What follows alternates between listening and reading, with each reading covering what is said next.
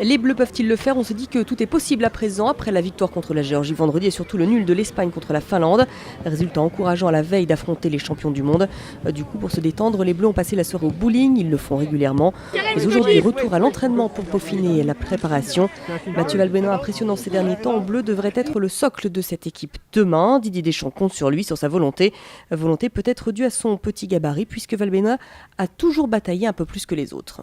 Ces joueurs-là, avec ce profil de carrière-là, ont ce point commun d'avoir une générosité, une envie débordante. Il y a une force peut-être supplémentaire, mentale, au fond d'eux, qui fait que, habitués à se battre pendant plusieurs années, on garde ça.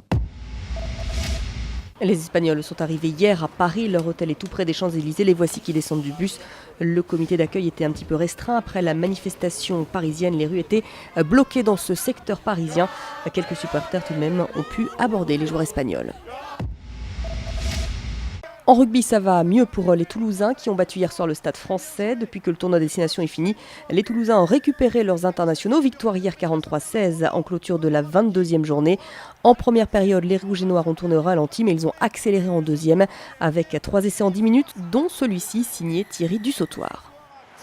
On a eu une seconde période où les joueurs entrants ont quand même amené un dynamisme et une plus-value vraiment intéressante sur le match qui nous a permis au résultat avec finalement beaucoup de réussite, puisque le score ne reflète pas vraiment la qualité de la rencontre, mais avec un résultat finalement très positif pour nous. L'équipe Sky cartonne à moins de 100 jours du Tour de France. C'est Christopher Froome qui a remporté le Critérium international en Corse. Il s'est adjugé en solitaire la victoire sur la dernière étape. Son coéquipier Richie Porte a fini deuxième de bon augure avant la grande boucle. Le premier Français, Jean-Christophe Perrault, termine 5e du général. C'était vraiment un test aujourd'hui. Toujours, il y a des attaques des autres équipes et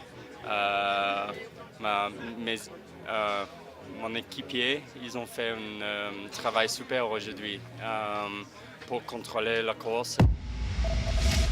Un podium européen pour Bourges. Les basketteuses ont terminé 3e de l'Euroleague, emmenées par une Cécile Dumerc très inspirée et ses 24 points. Les Berruyères ont battu Kosice 65-57. C'était le match pour la 3e place.